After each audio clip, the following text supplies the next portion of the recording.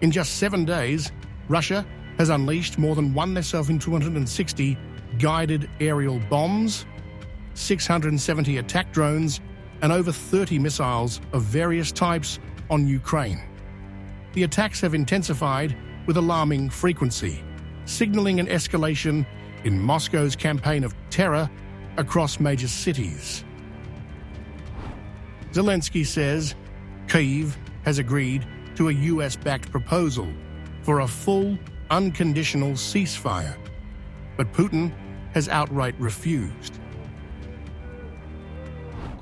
Ukraine has agreed to the proposal from the United States, a proposal for a full, unconditional ceasefire.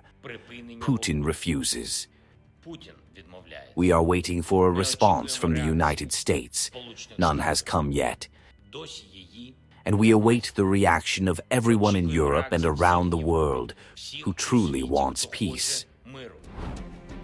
The latest and largest barrage in nearly a month struck overnight between April 5th and 6th. According to the Ukrainian Air Force, Russia launched a total of 9 Mykolaiv 55 SM cruise missiles from bombers flying over Saratov, 8 Kalibr cruise missiles from vessels in the Black Sea, 6 Iskander-M ballistic missiles from Bryansk Oblast, and 109 Shahed and decoy drones from multiple directions, including Bryansk City, Mykolaiv in Rostov, Primorsko-Akhtarsk in Krasnodar, and occupied Cape Chowder in Crimea. Ukraine's military says it intercepted much of the barrage, shooting down 6 cruise missiles, 6 Kalibrs, 1 Iskander, and 40 Shahed drones, with another 53 decoys jammed by electronic warfare systems. Still, damage was widespread. In Kyiv, at least 1 person was killed, and fires erupted in 3 districts: Obolonsky, Donetsky, and Solomiansky. Buildings burned, 8 vehicles were destroyed, and an office building was partially collapsed. Kyiv's mayor confirmed multiple injuries and massive damage. Further south in Mykolaiv, a residential building was hit, injuring 3 people. Strikes also targeted Sumy, Kharkiv, Khmelnytsky, Kirovorad, and Cherkasy, hitting homes and civilian infrastructure. The scope of the damage points to a calculated pattern: Russia's war machine turning daily life into a battlefield. And now, Ukraine is sounding the alarm over a new threat: missile strikes launched from Russian warships in the Black Sea. Despite a proposed US-Ukraine moratorium on military activity in the region, Russia is using its navy to bypass diplomatic restraints and hammer Ukraine from the sea. In today's Russian attack, missiles were launched from the waters of the Black Sea. Our partners know which vessels carried out the launch and from which part of the sea. This is one of the reasons why Russia distorts diplomacy, why it refuses to agree to an unconditional ceasefire. They want to retain the opportunity to strike at our cities and ports from the sea. Ukraine's navy confirms 10 Kalibr cruise missiles were launched from a frigate and a submarine, marking the 4th sea-based attack in 4 months. Zelenskyy says Russia refuses to agree to any Black Sea ceasefire so it can retain naval strike capabilities against Ukrainian cities.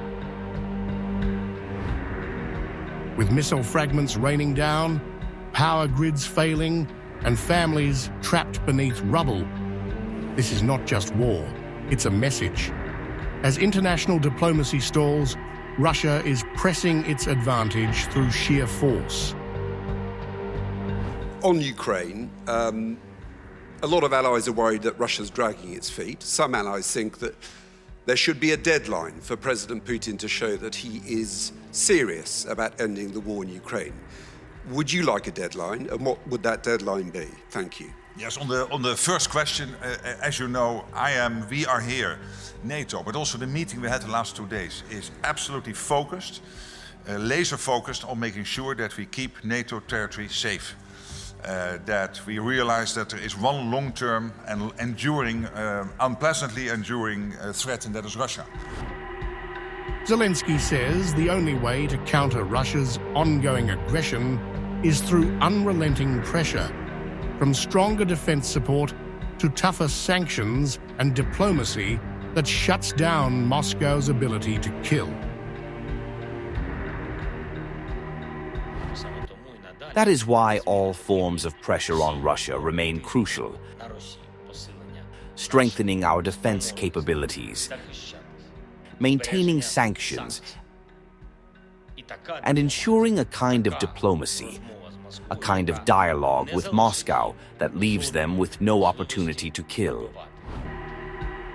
Donald Trump says his team is currently in communication with Russia and made it clear they want Vladimir Putin to stop the war.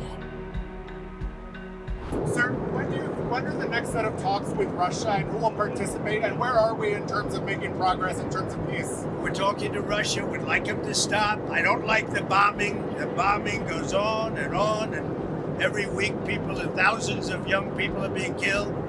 And it's a horrible thing that should have never started, would have never started if I were president, 100%.